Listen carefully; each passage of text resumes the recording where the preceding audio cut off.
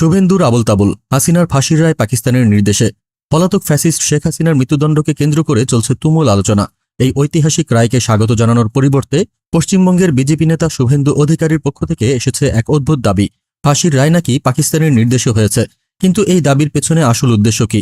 শুভেন্দু দাবি করেছেন, হাসিনা ছিলেন প্রগতিশীল এবং তিনি চরমপন্থী ছিলেন না।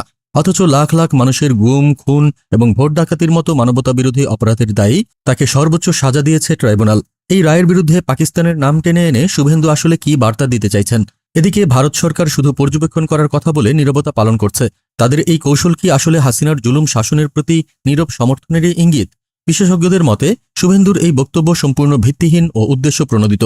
এই ফাঁসির রায় ন্যায় বিচারের বিজয় এবং শুভেন্দুর এই ধরনের আবোলতাবোল বক্তব্য আন্তর্জাতিক চক্রান্ত থেকে জনগণের নজর ঘোরানোর ব্যর্থ চেষ্টা। বিশ্লেষকদের প্রশ্ন, শুভেন্দু অধিকারী কি শুধু রাজনৈতিক ফায়দা নিতেই এই ঐতিহাসিক রায়কে পাকিস্তানের সঙ্গে যুক্ত করে জল ঘোলা করার চেষ্টা করছেন?